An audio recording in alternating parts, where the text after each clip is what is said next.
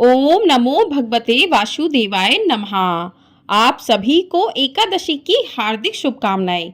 आप सभी पर भगवान विष्णु अपनी कृपा सदैव बनाए रखें।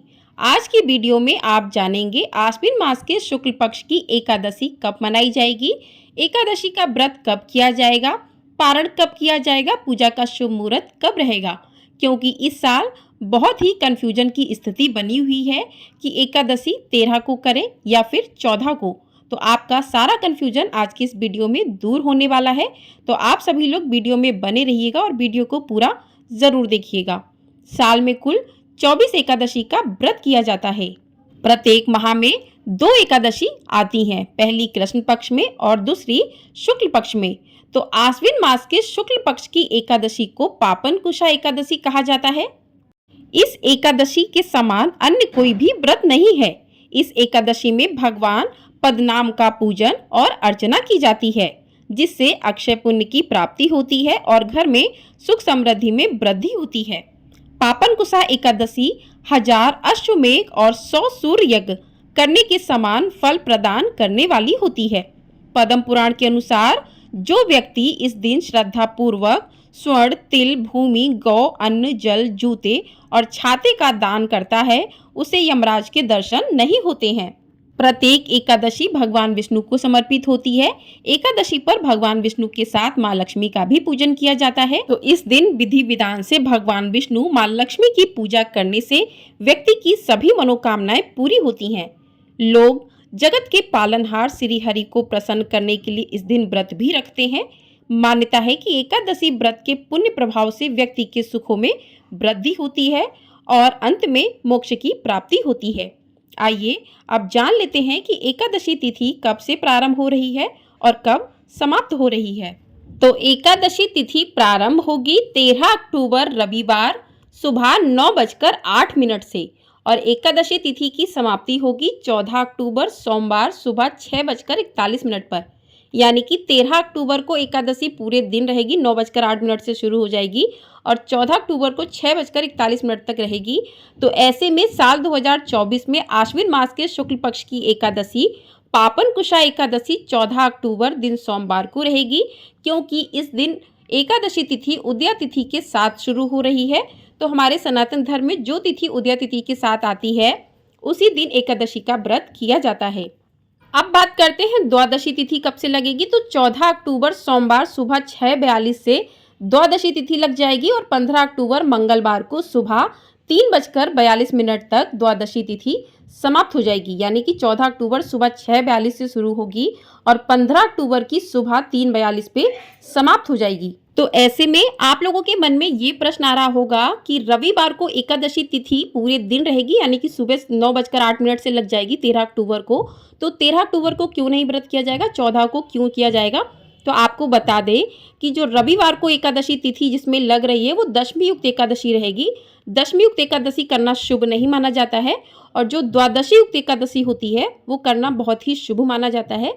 इसलिए साल 2024 में पापन कुशा एकादशी का व्रत 14 अक्टूबर दिन सोमवार को रखना अति शुभ माना जा रहा है। वैसे दोनों ही दिन एकादशी का व्रत किया जाएगा, 13 को भी रहा जाएगा और 14 को भी रहा जाएगा। तो पहले दिन जो है गृहस्थ लोग एकादशी का व्रत करेंगे और दूसरे दिन साधु संत सन्यासी लोग एकादशी का व्रत करेंगे। आप चाहें तो दोनों दिन का भी एकादशी व्रत कर सकते हैं, लेकिन अगर आप शुभ व्रत रखना चाहते हैं तो आप 14 तारीख को जो है 14 अक्टूबर को ही एकादशी का व्रत करें, ये ज़्यादा ही शुभ माना जाएगा। अब आइए जानते हैं कि व्रत का पारण कब करना है। जिन्होंने 13 को व्रत किया है उन्हें व्रत का पारण कब करना है और जिन्होंने 14 तारीख को व्रत किया है उन्हें व्रत का पारण कब करना चाहिए। तो आपको बता दें कि जिन्होंने 13 अक्टूबर को व्रत किया है वो 14 अक्टूबर को व्रत का पारण करेंगे और पारण का समय रहेगा 14 अक्टूबर सोमवार दोपहर 1:16 से लेकर 3:34 तक का। 1:16 से 3:34 का समय रहेगा। इस समय में व्रत का पारण करना है। अब आप लोगों के मन में आ रहा होगा कि इतनी देर से व्रत का पारण क्यों किया जाएगा। तो आपको बता दें कि इससे पहले जो है हरिवासर का समय रहेगा और जब तक हरिवासर का समय समाप्त नहीं होता है तब तक एकादशी का पारण भी नहीं किया जाता है, क्योंकि हरिवासर में एकादशी व्रत का पारण अगर किया जाए तो एकादशी व्रत हमारा निष्फल हो जाता है, उसका हमें कोई भी फल प्राप्त नहीं होता। तो आइए जानते हैं कि हरिवासर का समय कब समाप्त हो रहा है। तो हरिवासर का समय जो है 14 अक्टूबर को सुबह 11:56 पर समाप्त हो जाएगा। उसके बाद ही आपको 1:16 से व्रत का पारण करना होगा। हरिवासर समाप्त होने के बाद ही व्रत का पारण करें। अगर आप व्रत का पारण करते हैं तो ऐसा माना जाता है कि एकादशी का व्रत आपने किया ही नहीं, इसलिए हरिवासर भी एकादशी व्रत पारण नहीं करना चाहिए हरिवासर के समय में।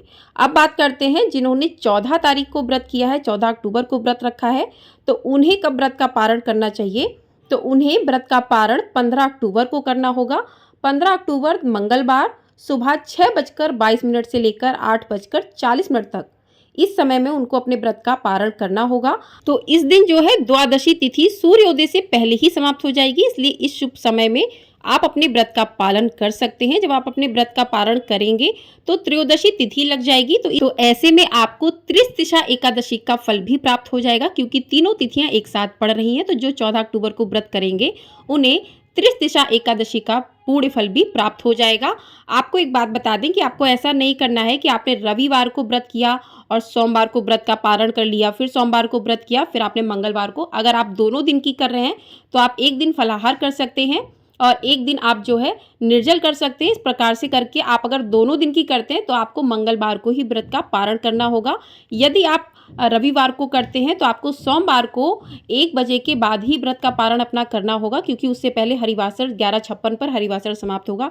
इस बात का आपको विशेष रूप से ध्यान रखना है। तो दोनों दिन का एकादशी का व्रत अत्यंत कठिन हो जाएगा। तो अगर आप हो सके, आपके इधर जिस प्रकार से होता है आप उस प्रकार से करें। वैसे 14 अक्टूबर को एकादशी का व्रत करना अति शुभ माना जाएगा। अब बात करते हैं कि एकादशी में पूजा आपको किस प्रकार से करनी चाहिए। तो आपको एक चौकी ले लेनी है, उस पर पीले रंग का आपको आसन बिछा लेना है। उसके साथ ही आपको भगवान विष्णु, माँ लक्ष्मी की प्रतिमा को स्थापित करना है, भगवान गणेश की प्रतिमा को स्थापित करना है। उसके बाद भगवान विष्णु का पूरे विधि विधान से पूजन करना है, भगवान गणपति का पूजन करना है आपको। और आपको एक चीज़ का विशेष रूप से ध्यान रखना है कि भगवान गणेश के जो भी भोग हो उसमें आपको तुलसी दल का प्रयोग नहीं करना चाहिए, और भगवान विष्णु के प्रत्येक भोग में आपको तुलसी का प्रयोग करना चाहिए। तो इस बात का आपको विशेष रूप से ध्यान रखना होगा। चंदन का तिलक लगाइए, माँ लक्ष्मी को रोली का तिलक लगाइए, धूप दीप नैवेद्य अर्पित कीजिए, पुष्प अर्पित कीजिए और इस प्रकार से आप पूजन कीजिए। जो भी मौसमी फल हैं वो अर्पित कीजिए, भगवान विष्णु को भोग अर्पित कीजिए, जो भी आपने भोग प्रसाद बनाया है। तो इस प्रकार से आप पूजा अर्चना कीजिए।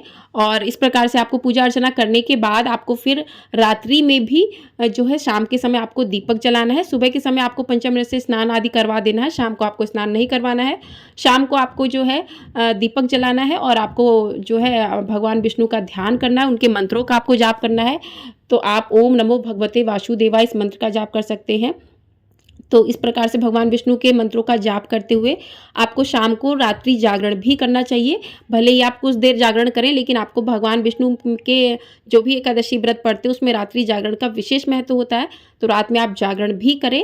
उसके बाद अगले दिन आपको पूजा करने के बाद, दान करने के बाद अपने व्रत का पारण करना चाहिए। तो उसके बाद आप अपने व्रत का पारण करें, क्योंकि एकादशी के व्रत में जितना महत्व व्रत का होता है उससे अधिक महत्व व्रत के पारण का होता है। व्रत का पारण यदि आपने सही मुहूर्त में सही समय पर नहीं किया तो आपको एकादशी का फल जो है पूरा प्राप्त नहीं होता है, आपका व्रत भी निष्फल हो जाता है। तो इस बात का आपको विशेष रूप से ध्यान रखना है कि आपको व्रत का पारण सही समय पर ही करना चाहिए। आशा करती हूँ कि आपको सारी जानकारी एकादशी व्रत से जुड़ी हुई मिल गई होगी। कोई भी कन्फ्यूजन आपका रहा हो तो आप कमेंट कर सकते हैं, आपको सारे सवालों के जवाब जो है मिल जाएंगे। और आप इस प्रकार से दान करने के बाद अपने व्रत का पारण कर सकते हैं। व्रत का पारण आप तुलसी दल और जल के साथ कर सकते हैं, मौसमी फल खाकर कर सकते हैं। भगवान विष्णु के प्रसाद, जो भी आपने भगवान विष्णु को प्रसाद अर्पित किया है उस प्रसाद को खाकर आप व्रत का पारण कर सकते हैं। आपको बता दें कि यदि आप एकादशी रविवार की करते हैं तो रविवार को आपको तुलसी नहीं तोड़नी चाहिए। एकादशी के व्रत के दिन तुलसी नहीं तोड़ी जाती है, आप उसको एक दिन पहले ही तोड़ कर रख ले। और एकादशी के दिन तुलसी को आपको छूना भी नहीं चाहिए, वैसे भी रविवार भी पड़ रहा है तो इस बात का ध्यान रखना है। सोमवार को भी आपको एकादशी के दिन तुलसी को नहीं छूना चाहिए, तो इस बात का आपको विशेष रूप से ध्यान रखना चाहिए। तो इन कुछ नियमों का आपको पालन जरूर करना चाहिए एकादशी के व्रत में। मान्यता है कि पापन कुशा एकादशी का व्रत करने से 1000 अश्वमेघ यज्ञ और 1000 सूर्य यज्ञ के बराबर फल मिलता है। इससे भक्तों के जीवन में हमेशा खुशहाली बनी रहती है। इस दिन भगवान विष्णु के पधन नाम नाभ रूप की पूजा करने का विधान है। भक्तों को इस दिन सात्विक भोजन करना चाहिए, पीले रंग के वस्त्र धारण करके पूजा करनी चाहिए। ऐसा करने से मनोवांछित फल की प्राप्ति होती है। इस दिन भगवान विष्णु के पदन नाम स्वरूप की पूजा करने से जीवन में सुख समृद्धि का वास भी होता है। तो इस प्रकार से आप जो है एकादशी का व्रत करें। तो इस दिन तुलसी पूजा के कुछ खास नियम है। मान्यता है कि इस दिन माता तुलसी भगवान विष्णु के लिए व्रत रखती हैं, इसलिए इस दिन तुलसी में ना तो जल चढ़ाना चाहिए और ना ही दीपक जलाना चाहिए। ऐसा करने से माता तुलसी के व्रत में बाधा आती है। एकादशी के दिन तुलसी माता की पूजा से वैवाहिक जीवन में खुशहाली आती है। तो इस दिन तुलसी माता को सुहाग की चीजें चढ़ाएं और 11 परिक्रमा करने का विधान है। ऐसा करने से जीवन में अच्छे परिणाम मिलते हैं। मान्यता है कि सुहाग का सामान चढ़ाने से, परिक्रमा करने से तुलसी माता प्रसन्न होती हैं और आशीर्वाद देती हैं। इससे पति पत्नी के बीच प्रेम बना रहता है और घर में सुख समृद्धि का वास होता है। तो इस दिन आपको जो है तुलसी माता में जल नहीं अर्पित करना चाहिए और आप परिक्रमा वगैरह जो है कर सकते हैं। तो इस बात का आपको विशेष रूप से ध्यान रखना चाहिए। आशा करती हूँ कि आपको आज की वीडियो पसंद आई होगी। वीडियो पसंद आए वीडियो को लाइक शेयर, चैनल को सब्सक्राइब जरूर कर दीजिएगा। आपको हमारे चैनल पर पापनकुशा एकादशी की कथा भी सुनाई जाएगी, तो आप लोग उसे भी अवश्य सुनिएगा। जय श्री कृष्णा, राधे राधे दोस्तों।